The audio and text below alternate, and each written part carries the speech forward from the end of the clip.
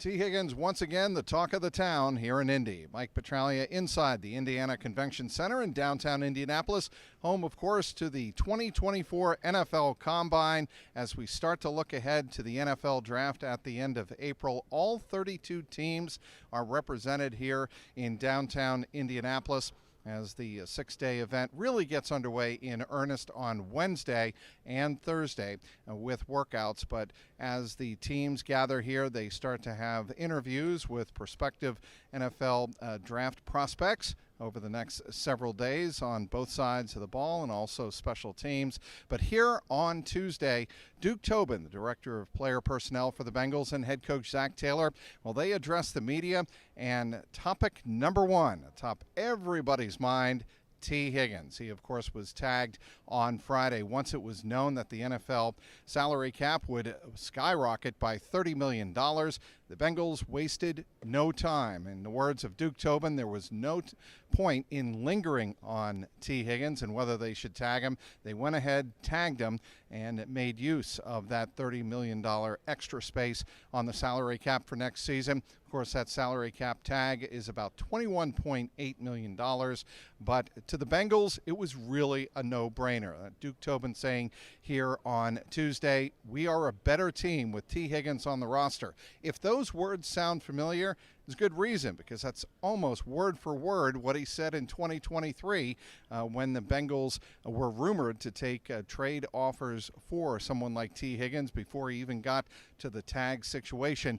But, of course, the Bengals kept Tee Higgins on the roster for 2023, and they have every intention on keeping him on the roster in 2024. That was really the gist of the message here from both Duke Tobin and Zac Taylor on Tuesday. Zac Taylor going as far as saying it's critical to keep Tee Higgins on the roster and in the building, given his work ethic and his unique skill set as an elite wide receiver with size and the ability to cut out of his breaks and keep full body control. Indeed, that is one of, or several of, the impressive characteristics that Tee Higgins brings to the table and has since he was drafted in the second round behind Joe Burrow back in 2020. Speaking of Joe Burrow, well, the news from Duke Tobin is pretty good. He continues to make progress. He works hard and is in the building almost every single day in the offseason. That is, of course, when he's not going out to Phoenix with the likes of Jamar Chase and DJ Reader and Sam Hubbard and meeting with LeBron James. But he is around the building quite a bit, and the expectation is that he should be ready come the summertime, though the Bengals didn't want to commit to that here on Tuesday. But the expectation is Joe Burrow continues to work on continuing to be Joe. Those words from Duke Tobin here on Tuesday. So it's positive, but you asked Zac Taylor the same question, and he learned, of course, with that right calf strain at the beginning of the season last year, don't put any specific timeline on it.